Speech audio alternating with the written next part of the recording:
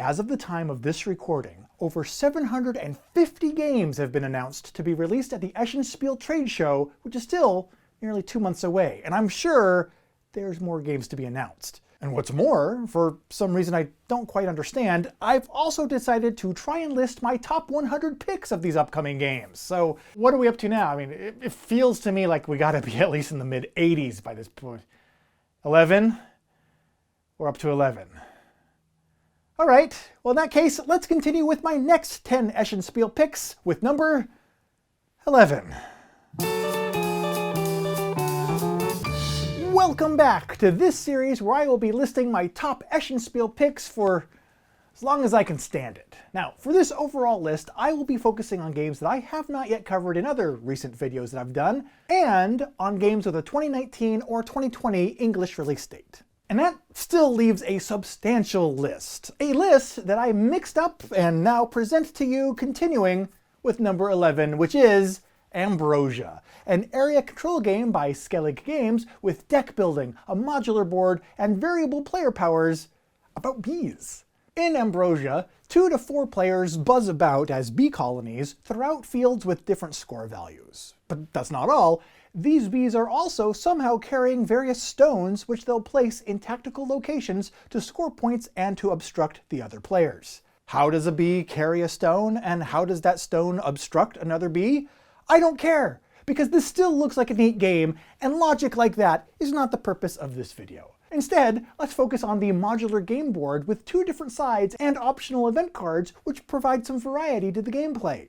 There's also a lack of dice and other random elements like that, which provide a need to really bring your best strategic plans in order to gain the highest score and win the game. I think it's obvious that Ambrosia is on my list of games that I want to find out more about, simply because I want to figure out how a bee carries around a stone.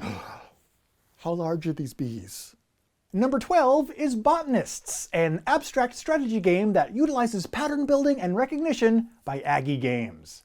In Botanists, players will tend a small area of land to grow flowers which they hope to sell. Unfortunately, there's no need to worry about bees, as you've surrounded your flowers with stones. Now, as botanists, each of the players has 3 small plots of land dedicated to growing the most popular flowers. However, all players obtain the seeds to those flowers from the same supplier, and because not all flowers are equally popular, the supplier only sells the seeds in bundles. What's more, other botanists might attempt to snatch certain seeds up away from right under your rose-smelling nose. Players take turns in acquiring flowers from the flower market, and with each purchase, they'll also acquire seeds that they're not looking for as well, so players must stay on their toes to make the best purchases each turn.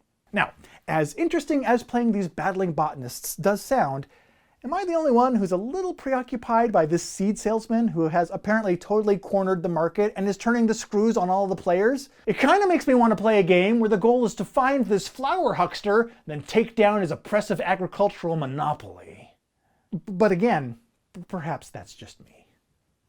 Number 13 is Throne of Allegoria by Spielworks, a worker placement game with variable player powers in a medieval setting. In the land of Allegoria, Queen Gwendolyn lies on her deathbed. Exactly how long she has to live is uncertain to all the players, and with no natural-born heir to the throne, her realm rests on a sword's edge. Resting on a sword's edge? I think I just figured out what killed Gwendolyn. Now, 4 houses, each represented by a champion of their own renown, vie to replace the ailing monarch and claim the Throne of Allegoria. In the game, each player is vying to become the next monarch and prove their worthiness to claim the throne. Over the course of 6 weeks, players will need to make the best use of their local workforce, stake their claims, and win decisive battles in a tale of secrecy and supremacy. And the player who has acquired the most influence at the end of the 6th week will be proclaimed as the next monarch of Allegoria. Careful where you sit. Number 14 is Offshore, a route-building game published by Aporta Games in which players will need to push their luck in forming fragile partnerships in order to even stand a chance of winning. Offshore is a lightweight, competitive strategy game about the highly specialized industry of harvesting the vast oil reserves off the shore of Norway. And we say that there's no new themes. In the game, players build oil platforms in the North Sea. But no. Obtaining the precious petroleum from the sea is not an easy task and will often require partnering with other players to acquire all the technology necessary to do so. Then, the players have to determine who should use which technology, how the costs should be split up amongst them, and how deep they want to drill, and, balance the drilling pressure to avoid a costly blowout. It's these temporary, cooperative deals between players to mutually achieve their personal interests that make Offshore sound particularly interesting to me. Oh, and perhaps, potentially, friendship-ending. Number 15 is The Magnificent, also by Aporta Games, a dice drafting, tile placement game that takes players to the circus. The Magnificent is a tightly designed Euro game from the creators of Santa Maria, set in a mystical world beautifully illustrated by French artist Martin Motet. In the process, you must expand your camp by placing Tetris-style tiles on your player board, gather elements needed for your shows, and set up performances in your tents. On your turn, choose whether to build, travel, or perform. The choice is yours, and the more strength that you have, the better the action that you choose will be. But at the end of the round, you have to pay to cover the cost of the resource dice that you have accumulated. So players will start the game with 4 Ringmaster cards and a unique trainer tile. And then, each Ringmaster card provides a special ability, which is triggered when players place a die on it. And it also provides a unique end-of-round scoring opportunity.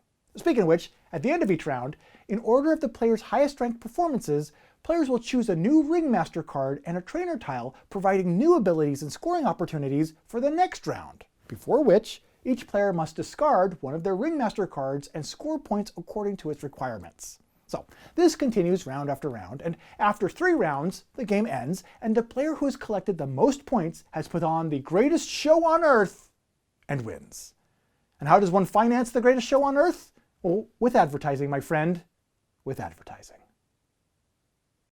Welcome back! I missed you so very much. Number 16 is Era of Tribes, a big, modular area control civ game by Black Beacon Games. Era of Tribes is a civilization worker placement strategy game for 1 to 4 players where your goal is nothing short than to develop, expand, discover, and interact with your fellow players across Europe from the Neolithic period through the High Middle Ages. It's quite a time span there you got going, game. Yeah, the game combines both Ameritrash and Eurogame mechanisms, so its designer has coined the phrase Umeritrash for it. Someone had to. In the game, players represent the clan chief of a dynasty who is sword-edge focused on their one goal to become the ruler of a vast empire. However, unlike real life, becoming the undisputed conqueror of an entire continent won't be easy. Your subordinates will have to faithfully strengthen you, and your armies will have to be more advanced and stronger than those of your enemies. And even so, you'll still have to subjugate areas and develop colonies to receive resources and luxury goods. And oh, I'm not done. You will also have to skillfully maneuver on a political level and use scientific progress because why not? And after all of that, if you somehow managed a successful political military campaign, you will then become the supreme ruler of the 2x3 foot cardboard representation known as the world. Oh yeah. Era of Tribes looks good and meaty, including aspects of expansion and city building and trade and finance and diplomacy and faith and revolution. I put it in here twice. It's that important, and it's not a typo. It's because importance. In the game, in the end of the game, in the end game's end, somewhere in the game, there's several endgame conditions. Who wrote this? An important note about the game is that there are several different endgame conditions. The game can end by amassing wealth, holding a certain number of provinces, reaching the ancient times, developing the most advances, conquering an opponent's territories, gaining a certain amount of IP, or successfully marching a market across an influence track.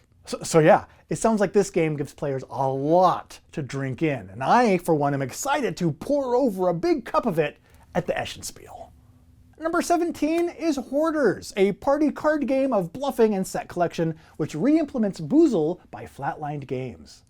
Hoarders is a simple and fast-paced game for the whole family. Each turn, you select 2 animal critters to use. Then, each player uses 1 critter in turn until all of them have been used up. Critters allow you to gather nuts, to steal nuts from other players' hoards, and, of course, to trick your opponents. Oh, take that, opponent. Now, to be fair, at the time of this recording, no specifics were available as to what kind of tricks these are, but I'm assuming it's grand larceny wire fraud. The first player to collect 5 identical nuts wins the game. Now, I mentioned that Hoarders is based on the 2013 game Boozle. Remember, it was like 15 seconds ago. This is a game about party animals who enjoy their fine spirits. Boozles come in many different colors and each have their own style of drinking. Each player has the same 5 actions available to them: to snatch, to nope, to drink, to draw, and to repeat. At the beginning of each turn, all players will simultaneously choose 2 of their actions and play them in secret. Players then go around the table revealing and resolving their actions until everyone has used both of their actions up. At this point, the actions go back into your hand and a new round begins. So by taking a look at Boozles, we can hopefully start to fill in some of the gaps at how Hoarders would play. Even so, it's still unclear as to whether or not the Boozles also conspire to commit grand larceny wire fraud. I assume that's the common thread that ties the 2 games together. I'm telling you that number 18 is Trials of Tukana, a roll-and-write exploration game by Aporta Games. The description of Trials of Tukana, which is provided by the designers, who are also the creators of Avenue and Doodle City, sets the bar super high by stating that this is a flip-and-write game that is quick and easy to play, but still has enough depth to entertain gamers. Good. In the game, each player is given a map of the island Tukana, showing its villages and important sites. The positions of the villages are randomized for each player, so every game will provide a unique puzzle. In each turn, one player flips over 2 terrain cards. Each player must then draw, on their own map, a trail between 2 neighboring spaces of their shown terrains. Gradually, the trails will grow into a network of roads, and players will score points by connecting matching harbors and by connecting sites to those harbors. And being the first to connect a pair of harbors provides bonus points as well. What's more, to add even more depth to the game, there's a varying distribution of the different terrain cards. For example, mountain cards are more rare than desert cards, so it'll be harder to build a trail through a mountain range or over water than it would be through a desert or a forest. Players will need to take this into account when planning their routes, and they should try to maximize the probability that they'll be able to make use of any combination of different terrain cards that may come up. Okay, it's time for some truth. There have been a lot of roll-and-write games released recently, but Trails of Tukana is one that seems to be quick and easy to play while still having enough depth to entertain gamers. Great, now I'm doing it. Number 19 is Brussels 1897, a card game based on the Brussels 1893 board game by GDM Games. What's going on? Well, in 1897, Art Nouveau is taking over the streets of Brussels as the World's Fair opened its doors to the public. The time has come to cement your name in the history of art. To achieve this, you must construct magnificent buildings, create, sell, and exhibit works of art, and shake hands with the city's noblemen, hopefully not immediately after writing your name in that cement that you put your name in. Messy. The designers of Brussels 1897 are hoping beyond hope that this will speak to a large audience of gamers, in part because its mechanisms are based on the Brussels 1893 board game while being made simpler without compromising depth. That is their goal. But don't despair, those who know the board game Brussels 1893, because you will rediscover its familiar look and feel in Brussels 1897. There are a lot of dates in this segment to keep straight. At the beginning of the game, each player has 5 architect cards in their hands, and each of these cards have different values on them ranging from 1 to 5. They will then be used to perform actions in the Art Nouveau and Brussels area. To perform an action, players must replace one action card with one of their architect cards and pay the latter's value. Actions in the Brussels area are free, but they require an increasing number of architect cards to activate them, which increases the risk of one of them being sent to prison. Prison? But that escalated quickly.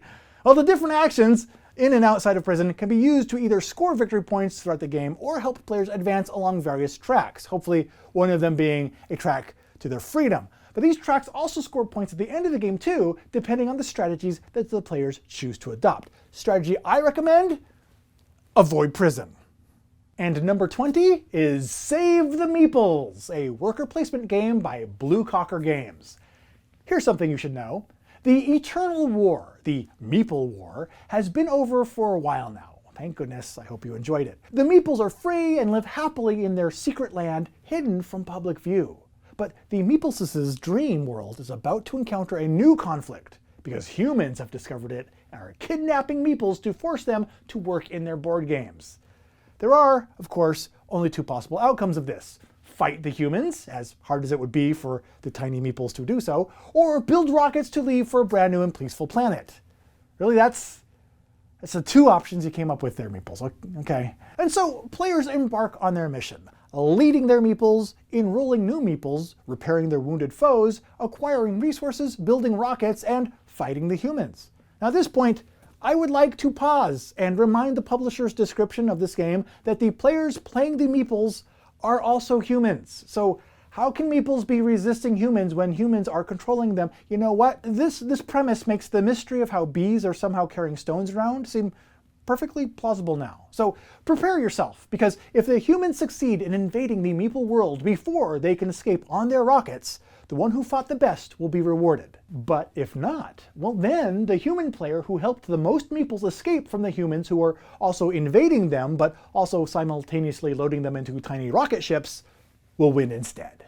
So we're invading you, but simultaneously loading you onto rocket ships. Okay, I think I understand now that it is time to end this episode. So join me again in just a few days as we continue on to the next batch of my top picks from the games coming out at this year's Essen SPIEL. Until then, I've been Chaz Marler from Pair of Dice Paradise. Take care.